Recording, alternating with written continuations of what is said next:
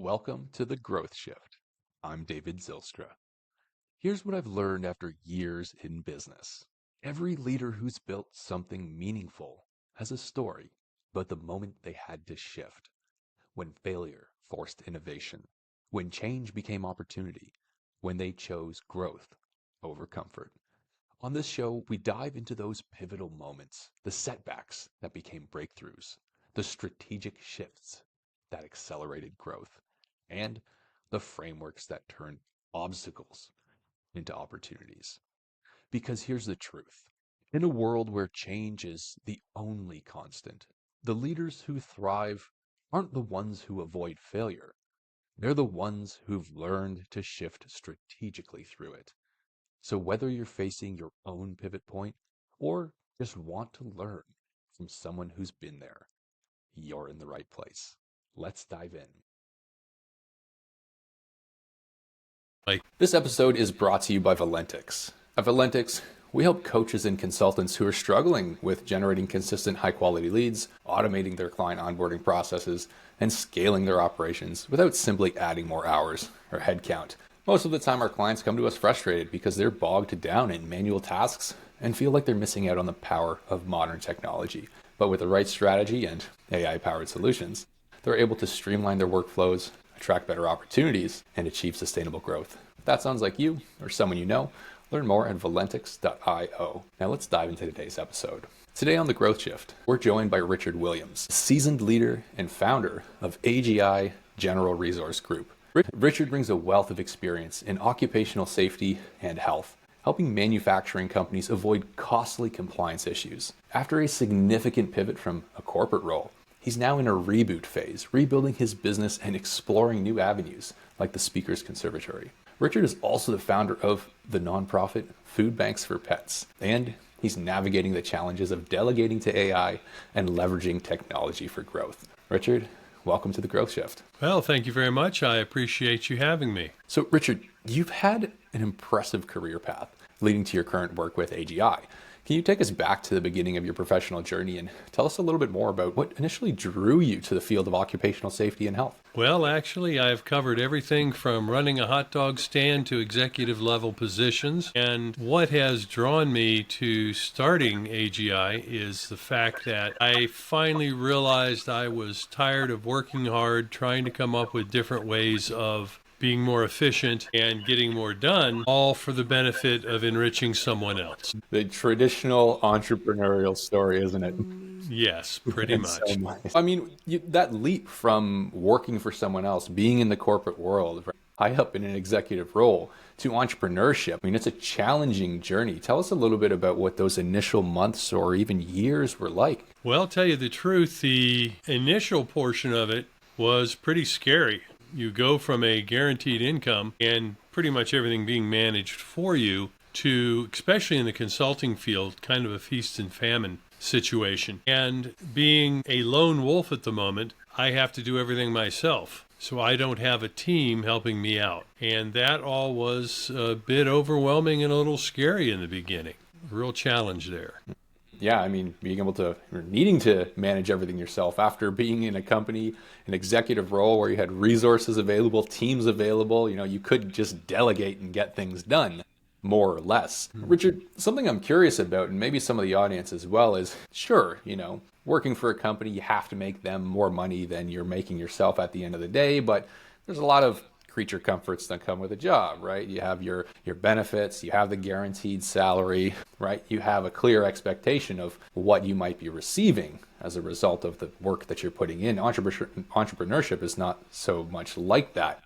I mean, was it just that want for earning more that drove you to entrepreneurship? Why leave a comfortable job at the end of the day for so much uncertainty? Well, actually, it wasn't a matter of income for the most part that moved me.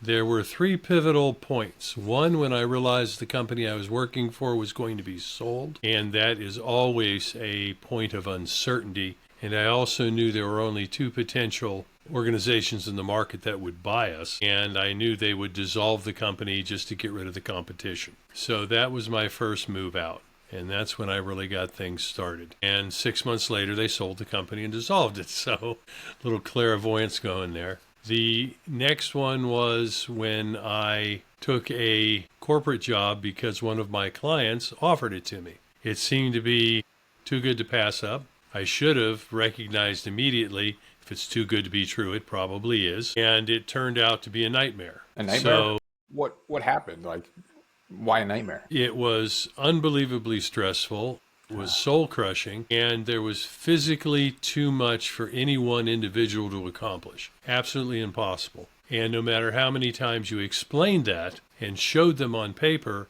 you were still chastised for not getting it all done. And in most cases, a lot of it didn't get done because of a total lack of management support. So I'm being held accountable for things I have no control over. And that was probably the point at which I said, okay, I've had enough with corporate 9 to 5. I lasted 9 months, bailed out, and now I'm back in the reboot situation where luckily I have old clients I can go back to and say, hey, back in the field, anything new you have going on, any new requirements, do you want to restart the program? Things like that. So, I mean, you started AGI, a client came to you with an offer that it seemed too good to be true. Yes, it was, but, you still went back into the corporate world for a brief amount of time. I think a lot of entrepreneurs in that position would kind of feel defeated and be like, oh my God, I'm going back to a job. Maybe I wasn't successful or it didn't work or whatever the reason being, right? You were drawn into it for a different reason altogether. But was there anything specific that you took away from that experience? Any lessons or insights that now, is helping you with the reboot of AGI? Well, it gave me more confidence for the simple fact that I realized success was a necessity, because going back to a 9 to 5 job, I realized at that point, and at my age, isn't going to work. It is not something that I am going to be able to really tolerate unless it's something I really enjoy and I'm in upper level management where I'm part of the team that makes the decisions and makes things happen. Those are few and far between. When you hear the discussions about the labor shortage, that's in what I call junk jobs, ones where you don't get paid enough to survive on. If you are applying for jobs in the professional position, especially in the executive position, you will find that there are 20 or 30 applicants for every opening. So there's a scarcity issue as well. And I also see a need that needs to be filled that isn't, at least not very well. Okay, so you came at it with a little bit more clarity, more confidence as well. So tell us a little bit more then. AGI, who specifically do you help? Right? What are the big problems that you solve? The biggest problem we solve for any company is helping them with what they probably do not know. Most every company I go into, I will ask the same question. If OSHA showed up tomorrow, how would you do? And the answer is always basically, oh, they'll find something, they always do, but we'll be fine. Then I'll go through and do a detailed audit and hand them a 32-page report. So the reality is the vast majority of companies think they know more than they do about the OSHA standards, their regulatory exposure, their safety exposure, the expense of someone getting injured. They really don't have these facts. And that is what I really bring to the industry, that minutia, that detail, that ability to know the standards inside out and be able to pick out where they are, have a serious safety exposure. Nothing's more expensive to a company than a serious injury. Or they have a significant regulatory exposure because they aren't aware of what they need to be doing or documenting it or proper policy and procedure. So that is probably the biggest thing. Sounds like a pretty big problem you're solving there. But for our listeners who might not be familiar with the word OSHA, it's the Occupational Safety and Health Association, is it? Administration. Administration, absolutely. Or ACT. Both the law and the organization have the same acronym, which makes it fun. Occupational Safety and Health Act, which is the law that got it all started.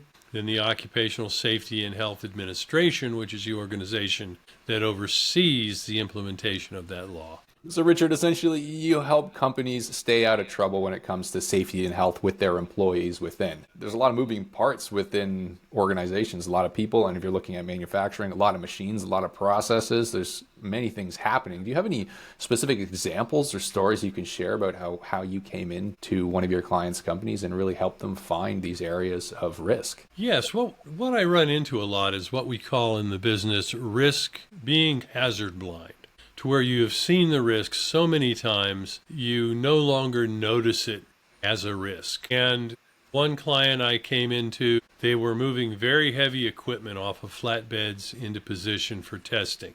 They were built in one area, brought to their plant for final finishing, robot integration, things like that. And some of these units weighed up to 46,000 pounds. And one of the very first things I noticed is people were on top of these machines 20 feet off the ground with no fall protection. And once it was off the truck and hanging in the air off of the lifting tackle, they were walking underneath it. And these were two areas where there was an obvious risk for very serious injury or even death that they had been doing for so long they'd completely missed or were completely missing the risk involved. And when I said, whoa, wait a minute, step back, take a look, think about what you're doing, and then ask yourself, do you really want to be doing this? And the answer was very quickly, no.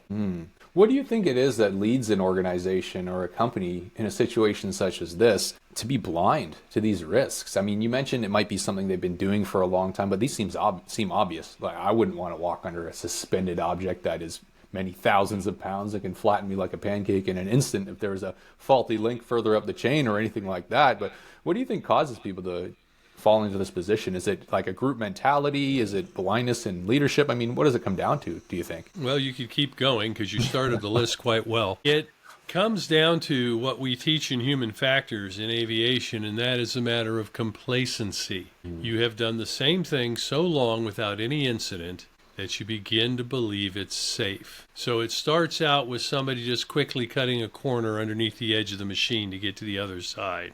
And then you get to where you go a little further. Nothing goes wrong. Next thing you know, you're cutting completely across the center of the piece of equipment to get to the other side. Fall hazards are one of those things where the biggest problem there is, again, complacency and the idea that it won't happen to me. I have got good enough balance. I've done this enough times. I'm smart enough. The last thing I'm going to do is fall off this piece of equipment. And that is a matter of tribal knowledge, something they've been taught, and again, complacency about the real risk that's involved. So we have complacency being sounds like one of the leading causes of occupational hazards within, manufacturing, let's say. It seems like some of those risks are pretty obvious as well. I mean, it seems like people could perhaps say, oh, I want to do that as well. I want to come in as a consultant now and do what Richard is doing at AGI. It should be easy. What more goes into what it is that you do with your clients? You mentioned audits, you mentioned finding those points, but how do you help them get past that and really prepare for any potential OSHA audits? Well, the biggest thing is, letting them know what they don't know, making sure they understand, the hazards, which could lead to injury. That's the first thing, safety.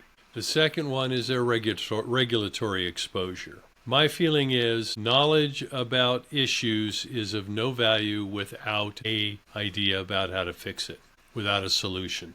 So that's one of the biggest things that we work on, is coming in not only to find the issues, but to provide them with economically sustainable solutions to that problem. Now, the first one we talked about, Part A, walking underneath the machine, that's pretty simple. Hey, stupid, stop doing that. You set standards. Being on top of the equipment, that was a necessity. You had to get up there to properly connect the lifting tackle. So now we have a technical problem of how we install fall protection and still allow the individual, the employee, enough mobility to do their job.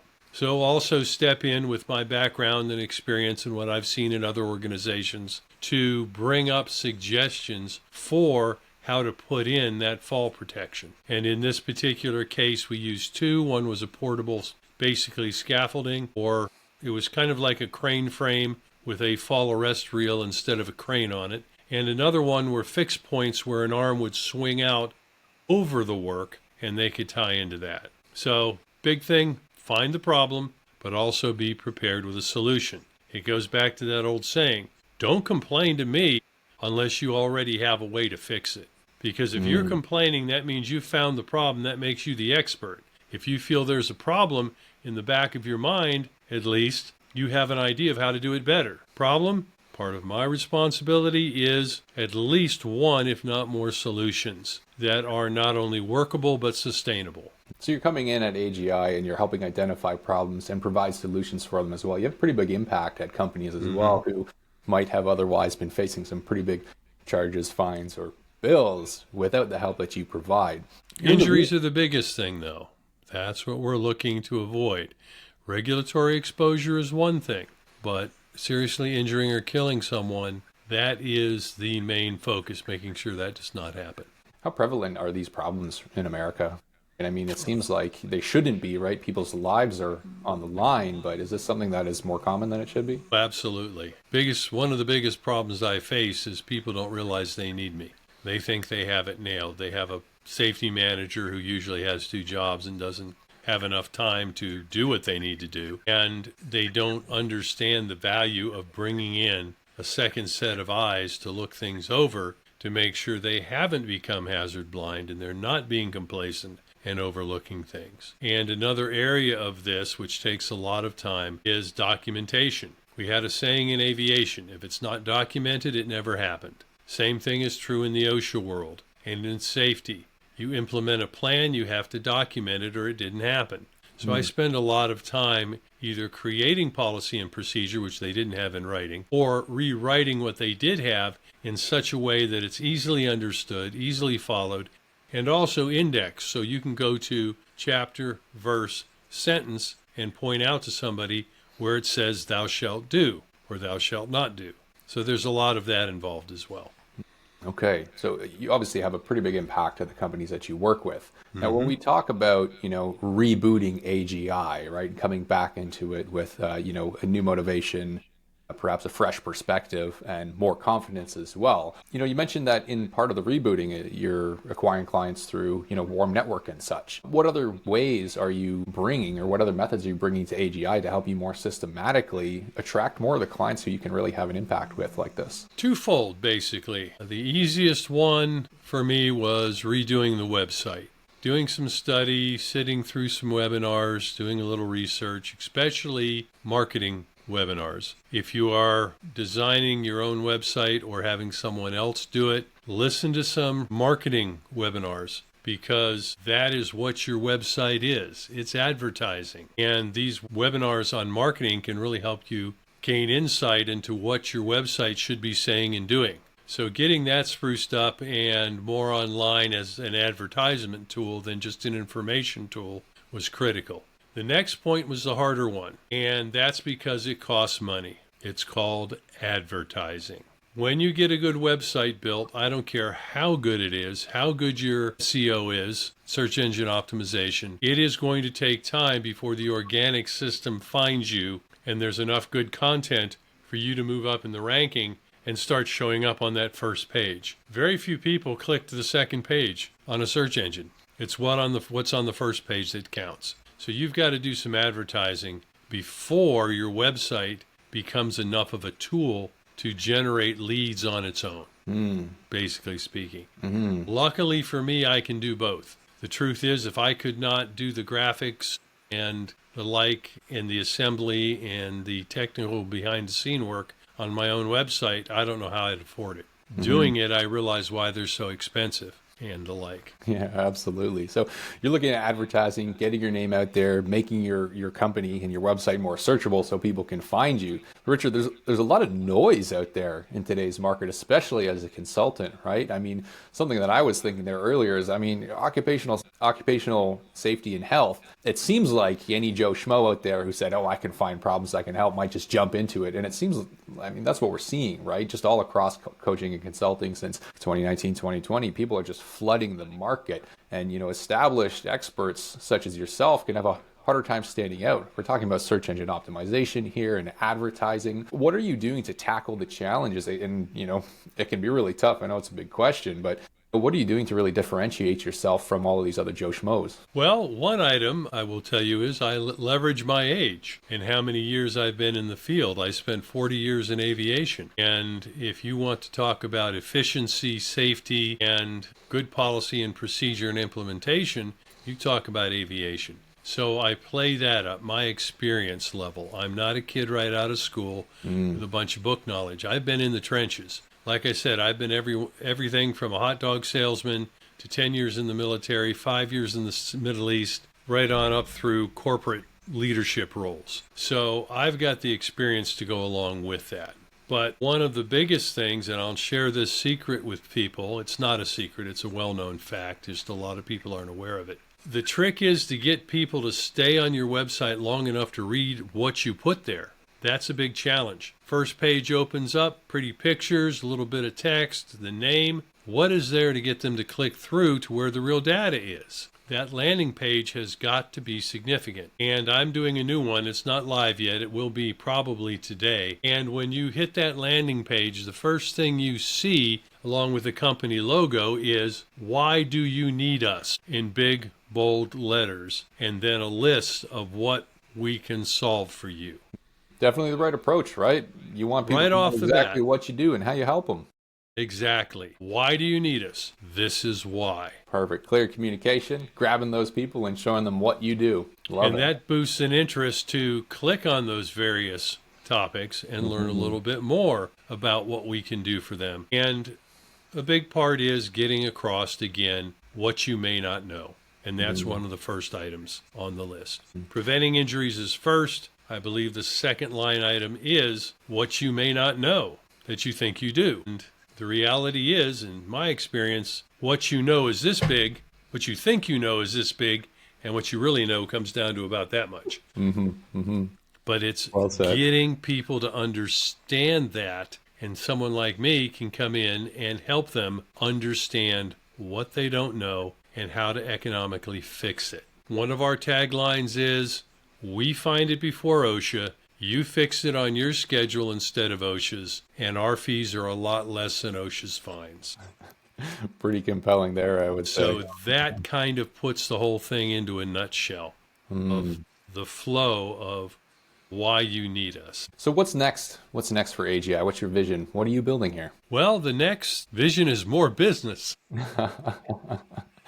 Definitely a little slow. Joining a couple of manufacturing organizations. I work closely with SCORE. I don't know how many people are familiar with that, but that is a free business counseling service through the Small Business Administration and a local college. It's all over the country. Just look up SCORE and it'll come up. And what was my train of thought there? And along with working with them, which helps get basically networking going, I have been finding that most of the people who attend their events, attend Chamber of Commerce events, things like that I go to, are in the service industry. I'm not picking up the contacts in manufacturing. That's why joining the manufacturers associations are so important. So I can now go to events, network with people who are in the field that I deal with. Very few service organizations need me. Manufacturing, warehousing, things along those lines do. So you help manufacturing. It sounds like largely manufacturing companies you're helping with, and you're helping with the safety side of things, but you also see a lot behind the process and the operations because you got to be able to diagnose problems and where they're coming from as well. Right? One of the biggest disruptors right now, especially across manufacturing, is, of course, AI. Now, when we're looking at AI and the expertise that you have with the clients that you work with, how do you see AI really starting to reshape manufacturing from a safety perspective? Well, AI and I have a love-hate relationship. Got to hear more. Yes, it's, I'll go into that a little deeper, but from the safety standpoint, what AI can do is help you if you have the time. And that is usually the biggest challenge for most companies, is either they don't have a safety manager, they don't have a good safety program, they've got the wrong people in charge, and they don't, again, know enough to be effective in building a safety program. With AI, you can go online and very quickly get accurate information about a particular subject. Let's say you have some welding to do and you realize I have no idea what OSHA expects from us for welding, if you're informed enough to even think along those lines. You can do a quick search and find the OSHA regulation for welding and what goes into it and what you need to do. And most of that standard's pretty easy to understand why the requirements are there. So that's an excellent tool in that respect. AI also comes into play. It makes a lot of organizations are working with robotics. I have not entered one yet where there was not some sort of robotics involved. AI is helping to make them smarter, the robots. Making us smarter, that takes more effort. Can't fix stupid, right? Yeah. So by making the robots smarter, we make them safer. They become more capable of realizing when there's something interfering with their path of travel, what to do when something is interfering with that, being able to better understand when the flow of what they're supposed to do gets out of sync, and when to stop, when to, and most importantly, instead of having to stop, how to adapt and adjust to that out of sync situation and fix it. Without AI, okay, stop, fault mode, look it up, process out of sync. A human being goes in, realigns things, gets things set up, restarts the robot. With AI, out of sync, what's out of sync? What do I move to put it back where it belongs and restart my task? Much more efficient. Oh, well, much more efficient as well, because it sounds like it's almost, in some ways, completely removing the human element from things that, shouldn't require human touch, right? Just readjusting something on a production or assembly line, for example. Definitely. But one thing people have to keep in mind about AI, it is still human programmed. When AI goes out and finds information for you, it didn't come up with it because it thought and generated whatever it gives you just out of wherever. It's gone out to the net, it's found information, it's intelligent enough to compile that information into coherent sentences, paragraphs, and the like to give you something to work with. They're still human programmed. So removing the human element at this stage, from my opinion, with AI is very dangerous. They're not as good as we think they are, and they need to be monitored. Couldn't agree more. And going back to the love-hate relationship, I use AI mostly with writing. And I have a way of looking at this. And at the risk of sounding a little cocky, I'm a good writer, I'm a good video editor, and I'm a good audio editor. I've been doing it for years. Part of my work, part of things that I have done for myself and for my company. And I find it easier to write my own material, ask AI for suggestions on rephrasing different terms, so on and so forth, than having AI generate the entire document and go through and fix the thing. Yeah, if you give it too much free reign, it starts making things up that maybe you don't want there, right? So starting from that point of I'm an expert and this is what I'm creating, just help me make it a little bit better. I think that's the right approach. And I have a style. There's a way I write. I tend to be conversational. I go to AI. One creation is very sterile and very scientific, you might say, with very little conversation or feeling to it. The next one is very flowery, like you're a PhD candidate writing your thesis and trying to show how many big words you know, and very unuseful. And then the other one is nonsensical. Tense, person, context. They don't match. And it doesn't sound like me that people are used to. So again, I find being a good writer, to write it, ask AI for suggestions. I would say 90% of what it suggests I reject, but there's a lot of times I go, oh, I like that. Throw it in. So those little bits and pieces help. If you're a lousy writer, if you're not very good at editing video, if you're not very good at audio editing, AI can be extremely helpful. But I also suffer from a problem when it comes to AI of delegating. I'm not ready yet to let go and allow a computer to do things that I do well myself. However, it's just like employees. If you get over that and delegate to the right person, your life becomes much more efficient and much more unstressful than if you try to do it all yourself.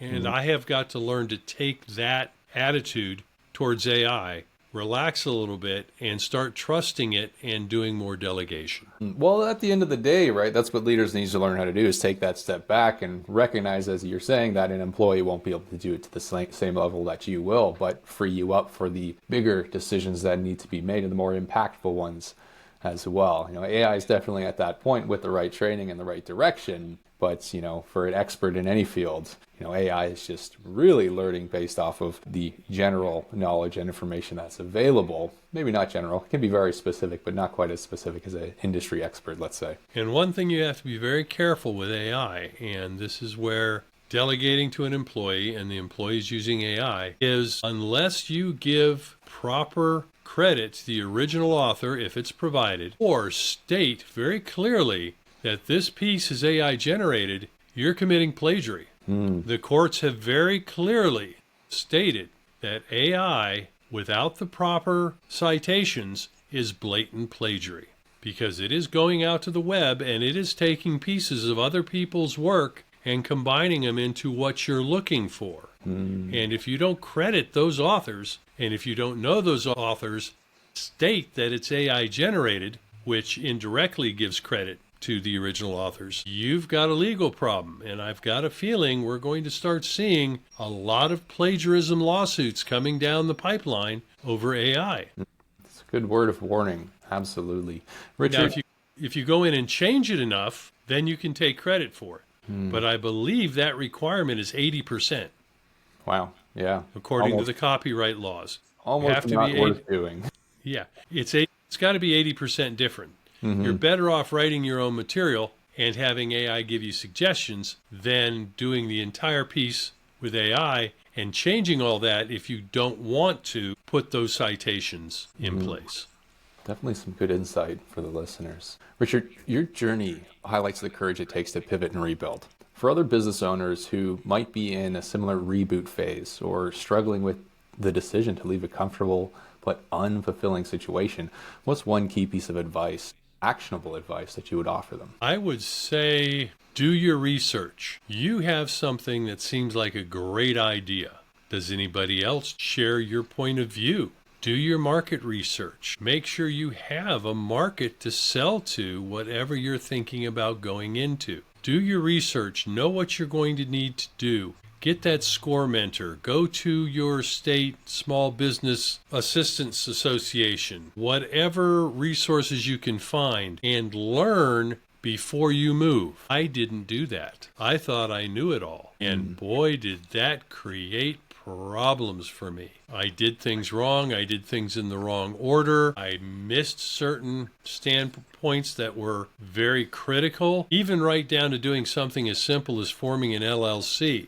I made mistakes on that I later had to go back and change, which is more work than doing it correctly the first time. Research, research, research. Know what your market is. Get as much information as you can on all the tasks you're going to have to do. Make sure you understand what tasks you are going to have to do, and make sure you have all of your ducks in a row before you jump forward. Now, that doesn't mean you don't have to be at the point where it feels more like a lot of your ducks are pigeons and you don't even know where they're at, much less put them in a row. It doesn't have to be perfect, but make sure you've got a good grasp of what you need to do and how to do it, and that you have a marketable idea before you jump forward. Don't worry too much about competition. If you are good enough and you put the effort into it, you can override the competition in more than one way.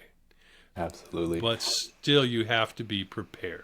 Richard, thank you so much for sharing your journey and insights with us today. For our listeners who want to learn more about AGI or just to connect with you, what would be the best way for them to find you or your resources? Well, the best thing to do is visit the website. It's all there. It's rather extensive. You can find it at agiresourcegroup.com. I'm also open to phone calls. If someone has an idea, has a question or like, I can be reached at 413-454-4080. Pretty much any time between 8 in the morning and 8 in the evening, Monday through Friday. Just give me a call. I'll share what information I have, or I'll answer your questions. We can set up a free consultation, because I do offer that. Come out, do a quick walkthrough, take a look at your paperwork, tell you where you stand, whether you're a train wreck waiting for an accident to happen or you don't need me. I've done that. I've gone in and I've looked at things and I said, I can help you clean up a few items here and there, but in reality, from the long run, you don't need me. That's been rare. Thank you so much for sharing your journey and your wisdom with us today on the Growth Shift. It's been a truly insightful conversation. Well, thank you very much. I appreciate that, and I appreciate the opportunity. It's not too often that we get a chance to share what we've gone through to get to where we want to be. And if everybody did that, we'd be better off. If we got away from this cutthroat competition attitude and started helping each other much more, we'd all do much better. I believe anyway. And that's a wrap on another episode of The Growth Shift. If this conversation sparked something for you, whether it's a new perspective on failure, a strategy you want to try, or just the reminder that every setback can become a setup for something bigger, hit that subscribe button and share this with someone who needs to hear it. Remember, the leaders who thrive aren't the ones who avoid change. They're the ones who shift strategically through it. If you're ready to build the systems that help you grow without the chaos, head over to valentix.io. We help businesses like yours scale smarter, not harder. I'm David Zylstra, and I'll see you in the next shift.